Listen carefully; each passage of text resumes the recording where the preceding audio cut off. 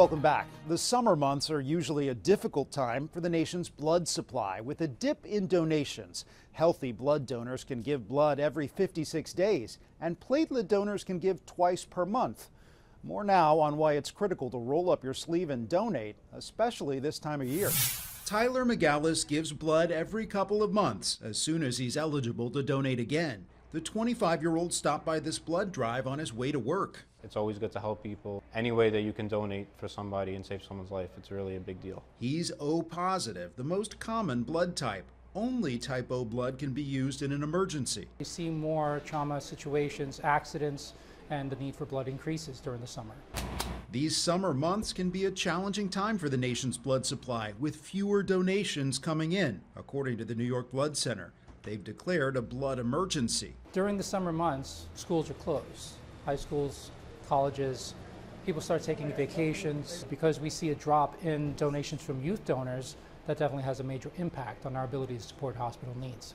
Bobby DeQuara is the owner of Greenhouse Cafe in Brooklyn. They've been hosting blood drives for over 15 years to honor his daughter Haley, who died in 2013.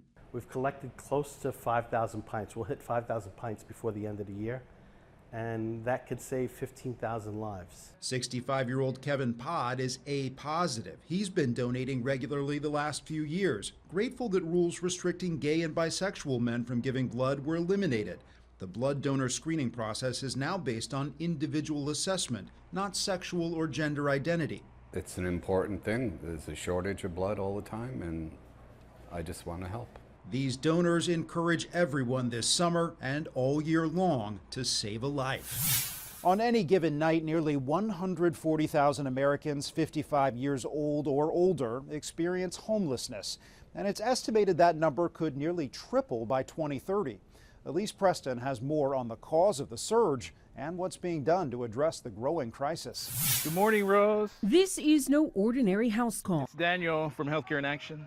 A medical team arrived at this RV to treat Rose Del Rosario, who is 65 years old and unhoused. Let's go around the side because we got the little... Her vitals are taken inside a medical van parked across the street. Del Rosario suffers from high blood pressure and lifelong asthma. You were battling asthma without any treatment. What I did was I would buy inhalers off people that were out here that found them in the trash. Did you feel safe using those inhalers from... Not really. She says she had no money left after her husband died several years ago, and she wound up on the streets. May I ask what it feels like to be navigating all of this at the age of 65?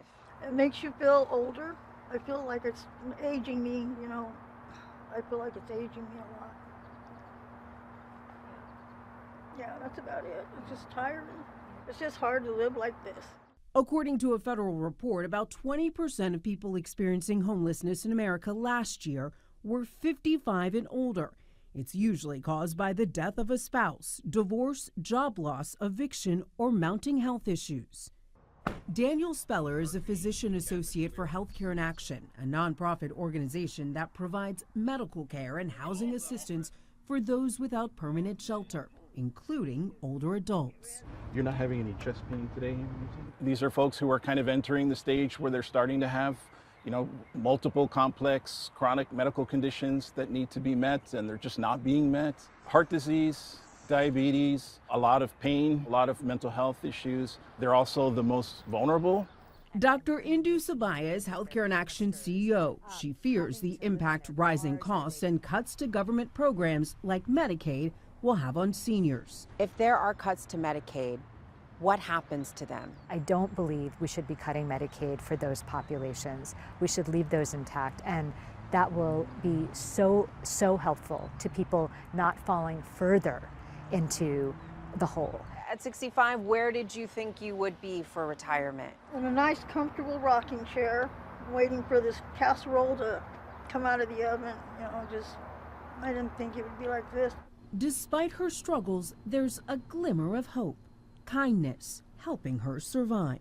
Elise Preston, CBS News, Los Angeles. In the quest for beauty, more people than ever are turning to injectables like Botox or Juvederm. While generally safe, if they're not administered properly, injectable procedures can cause disappointment or even dangerous complications. Dr. Malika Marshall reports on a Boston-based company training healthcare professionals how to do it the right way. Alexandra Rogers and Alexa Nichols-Costa, both nurse practitioners, are co-owners of LexRx, a med spa that offers injectable cosmetic treatments like Botox, dermal fillers, and biostimulators. What we've seen over the last 10 years is that injectables, aesthetic treatments, facial treatments have become so casual in a way that we sometimes lose sight that a lot of what we're doing are actually medical-based procedures. They've seen their share of botched treatments. With Botox treatments specifically, if the injections are misplaced or if the dosing is too heavy, you can actually have a really flat and heavy brow or a heavy lid where you can't even open your eyelid. Filler in the wrong place could block a blood vessel, leading to tissue death. LexRx has now branched out to teaching other health professionals how to inject Botox and fillers at Columbia and Boston College. They are the only courses that are university affiliated and accredited through a body that has a higher standard of academic excellence. Inject with Lex trains all kinds of healthcare professionals, including nurse practitioner Katie Duke, who pivoted to aesthetics after suddenly losing her job. I have been getting aesthetic treatments for 20 years, and I wanted to learn aesthetics. She took several courses last year and says being able to inject real drugs into real humans versus mannequins made a huge difference. We had clients who've been getting these services for years, and they were like, you can do whatever you want to me. Go ahead and get your practice in, girl. And we had clients who were like, I'm really nervous. Is this going to hurt? Katie says the courses gave her the boost of confidence she needed. Dr. Malika Marshall, CBS News, Charlestown, Massachusetts.